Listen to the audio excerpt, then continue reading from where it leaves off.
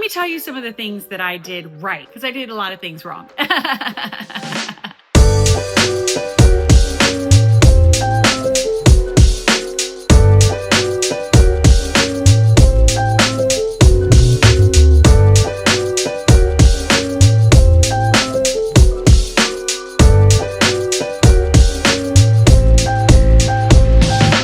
Welcome back to the vlog. Ya girl is an idiot.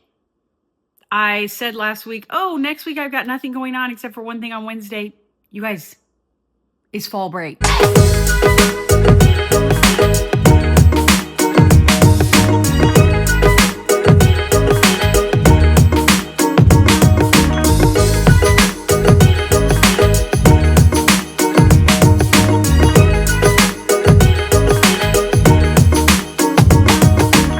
I am secretly trying to pack my entire family for a surprise trip, and all I have to say about that is thank God that it's just overnight. So I'm basically just packing clean underwear. That's it. That's how I'm gonna make this happen.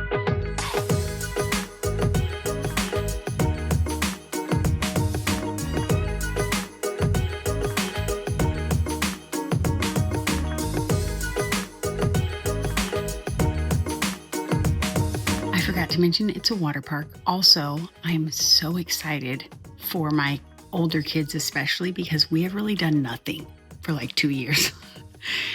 Because it's hard when you have tiny people, okay? So we're dropping the baby with the grandparents and we are going to go live our best older kids' lives for 2 days. And I'm so happy for them. Everybody tell the vlog, happy fall break! Happy fall break! What if we leave your baby brother with your Gramps and go spend the night at a water park? Yeah! Wait, Actually, you're already packed. There's secret bags packed and everything. We're going to the indoor water park, you guys. Wait. Yeah! We're staying the night? Yeah, we're staying the night.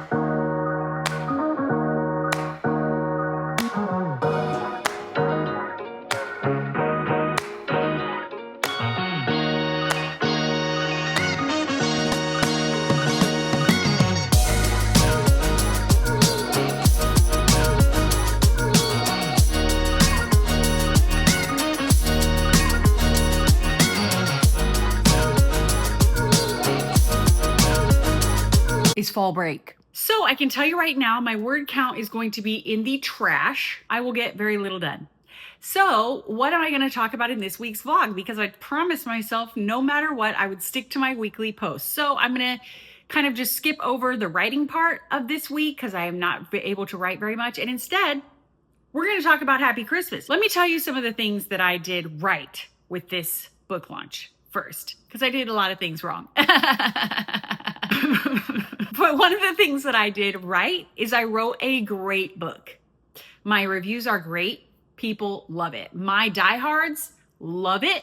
And then I'm getting new people, especially because it's a Christmas book. This was my hope, to come back after a whole year without publishing. My hope was that I would launch a Christmas book and get some new people, which I have, and they love the book. People love the book. They love the story. They love the characters. They love the little quirky small town. They love the fall vibes and the Christmas vibes. I nailed the actual writing, which is the most important part, right? I mean, if as a creative, you watching this, you're probably a fellow writer, like we got to make good work. I tend to get all caught up in like am I posting enough to Instagram and this 90-day challenge I'm doing on YouTube? Like, I've got to post every week. I've got to stick with what I said. I got to do all the marketing. I got to work on building my email list. Hello, I got to write great books. And I did. Way to go, me. Is that all that I did well? I think I did like the immediate launch part right, like getting my ARC team involved right before the launch, getting my pre-orders up right before the launch. The book did hit top 50 in all of its categories. It's still in top 100 new releases. So not top 100 bestsellers, but if you go and you're looking for a Christmas book, you go books, bestsellers, romance, holiday, new releases, you will find my book in there, which hopefully is enough to tide me over and give me momentum. Because what I did wrong, I think, is I launched too early. I launched Happy Christmas at the end of September. I did that because a bunch of big authors are putting out Christmas books in October and November, and I did not want to compete with like Megan Quinn and some of these authors that are really well known and really established. I did not want to kind of shoot myself in the foot trying to be on the charts at the same time. I won't really know for sure until Christmas is over. So I'm going to come back, and I'll reevaluate in January after we get through the holidays. But as of right now, it looks like I might have made the wrong choice because a lot of people do not want to read a book called Happy Christmas in October. Now, what they don't realize is that the story starts in October and they go through Halloween, they go through fall festivals, they go through Thanksgiving, and then they go through Christmas and New Year's. But you don't know that just looking at it. I mean, it just looks like a Christmas book. I think that was probably a misstep, releasing it so early. Also, my social media, my email list, I am not frequent and I'm not posting frequently enough about my books. And so if you take months and months off and then come back and hope to have momentum, that's not how momentum works.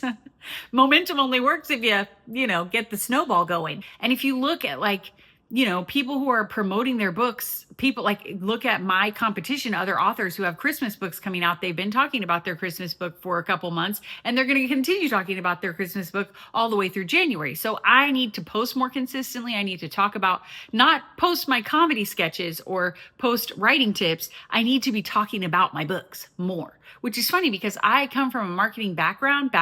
My original degree was an art degree. But I took my art degree and then I started working for PR companies and marketing agencies. And eventually I was writing commercials and doing a lot more of the writing part. That's my background. And still I struggle with actually marketing my books, which like a lot of creatives do. Another thing I did that was probably a bad idea was I was going to do a big tour, which I canceled because I didn't have enough ticket sales. It was a ticketed event. So this is not like just going to bookstores and doing a free book signing.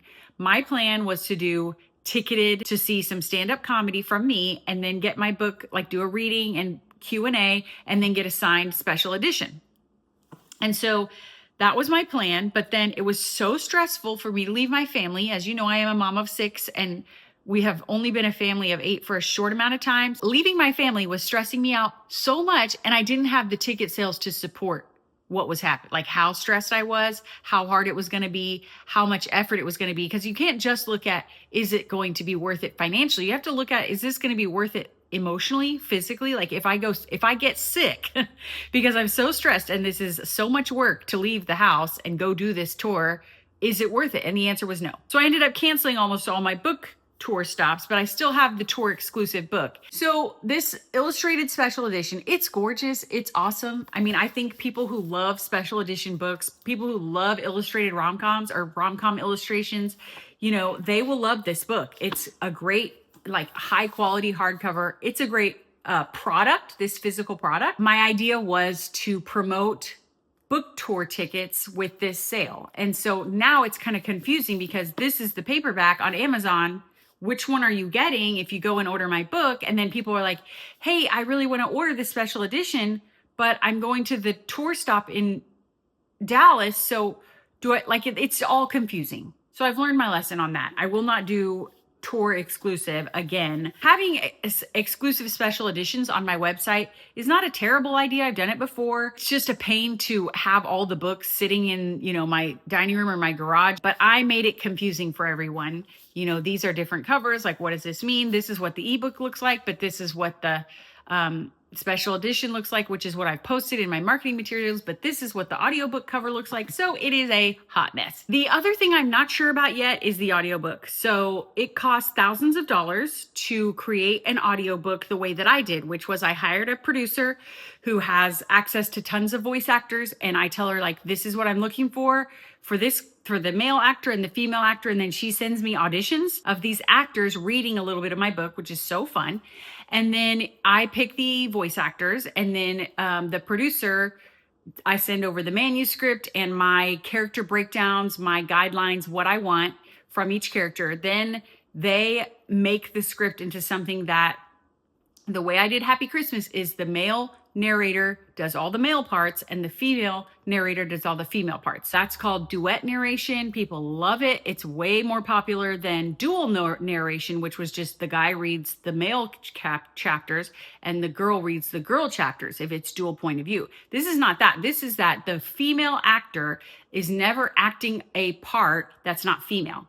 So it's a lot more intense on the production side because they have to cut up these audios. I mean, it seems like a total nightmare to me, but this is what producers do and audio editors do. So they put it all together into this wonderful finished audiobook that they send to me, and then I upload it to Amazon, into Audible. That is hella expensive, and I am not sure yet if it's going to be worth it. This is my first time launching a book where I have the audiobook available at the same time, and I hope that that helps with the momentum, because there are tons of people who only listen to audiobooks, and my people, rom-com binge readers who just listen to audiobooks all day, every day, while they're doing their chores, while they're running their errands, listening in their car. I hope to get in on some of that action and get new readers that way, get my return on my investment. Was it worth it? I don't know yet. I mean, maybe I'll be able to tell next Christmas when all the Christmas titles start trending again. The other thing I'll be able to know is, Christmas is in the title. So I do think that there's going to come a time in about, end of November when people are just searching Christmas romance. I think that there's going to be,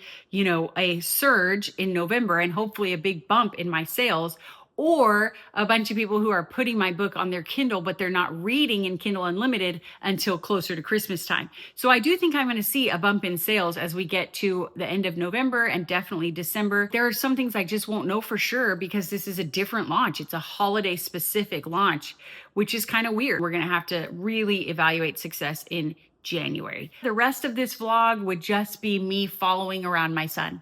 That's my life for fall break. So, I'm going to put some of that in here, and I might be able to show you some of our fall break activities. I want to post this on Friday, and so what I'm not going to have is any words in my word count for you. Next Friday, when I post my vlog, hopefully I'll have, a great word count, a big writing update for you, and a lot more to talk about the fantasy trilogy that I'm finishing. That's it for this week's mini vlog.